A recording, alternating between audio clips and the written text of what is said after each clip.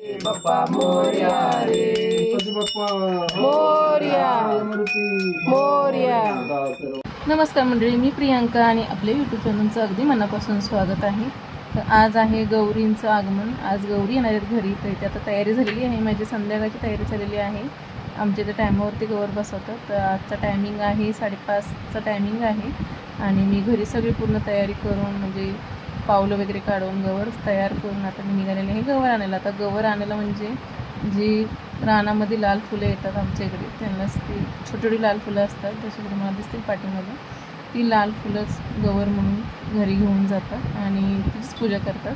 पण ते आता सासूबाईंनी आणि दिरांनी अगोदर आणून ठेवलेली, म्हणून मला काही रानात जाऊन आणावी लागली नाही, मी घरूनच घेऊन आलेले।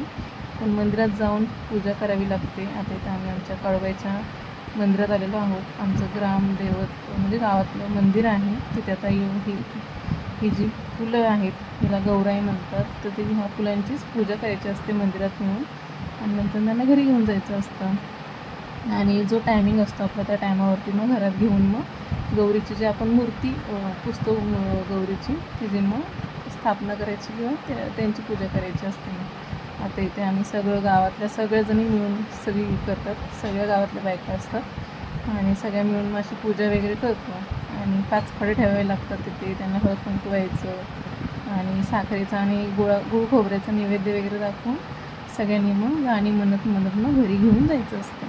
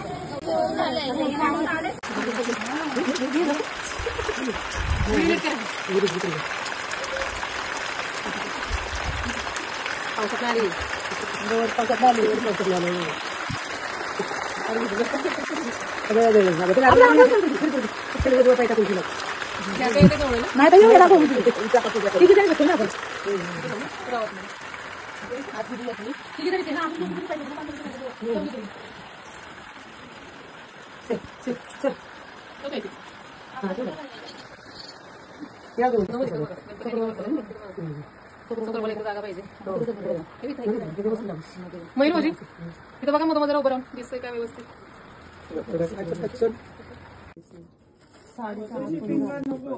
बरं का, साडीच्या आतून भरायची म्हणजे घागरा। हा, आमच्याकडे तशीच करतात, आतूनच भरतात। मग तू एवढं केलीस तर त्याचं काही आतूनच भरतात। आपल्याकडे कारळा नाही तर वरनं ते निर्यातनी पूर्ण कारळ्याचं हे करतात ना, लय भारी वाटतं। अजून घाल थोडा, तुम्ही पण घालाल ना।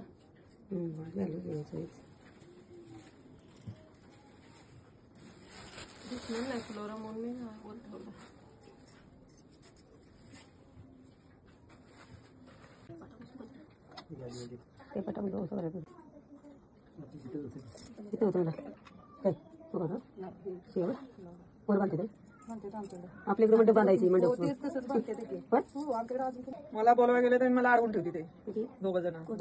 श्रावण विराज, तू थांब, इथं थांबायचं।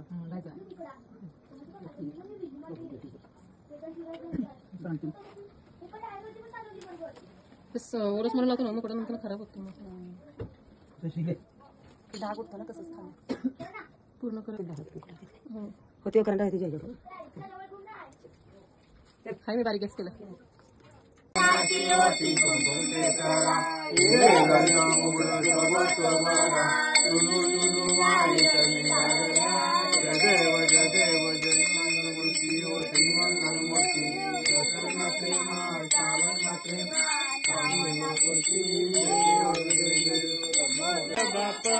माझा माय बाप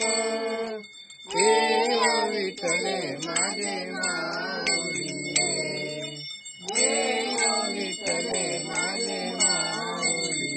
तर इथे आता आमचं पूर्ण झालेलं आहे गौरीचं, म्हणजे गौरीची आपण स्थापना केलेली आहे। कशी वाटते आमची गौर गणपती हे नक्की मला कमेंट करून सांगा. आणि आज आमच्याकडे नैवेद्य असतो भाजी भाकरीचा, म्हणजे गाठे केला जातो, आळूच्या पानाचं फतफदं, आळूच्या पानांची वडी आणि रानातल्या थोड्याफार भाज्या असतात आणि आपल्या ज्या बाजारात मिळतात भाज्या त्या असतात थोड्याशा, असं सगळं मिक्स म्हणून असं पूर्ण गौरीला नैवेद्य असतो. आणि गोड म्हणून मी बासुंदी केलेली आहे. असे इथं पूर्ण पंचपक्वानाचं ताट आहे, पंचपक्वान नाही, आपलं भाजी भाकरीचा नैवेद्य तयार आहे. तर कसा वाटला आजचा ब्लॉग आणि आमच्या इकडच्या पद्धती कशा वाटतात हे नक्की मला कमेंट करून सांगा. आणि आवडला असेल तर नक्की लाईक करा आणि शेअरही करू शकता तुमच्या मित्रमैत्रिणींबरोबर. आणि परत भेटू का छानशा ब्लॉगमध्ये. चुकलं असेल तर माफ करा.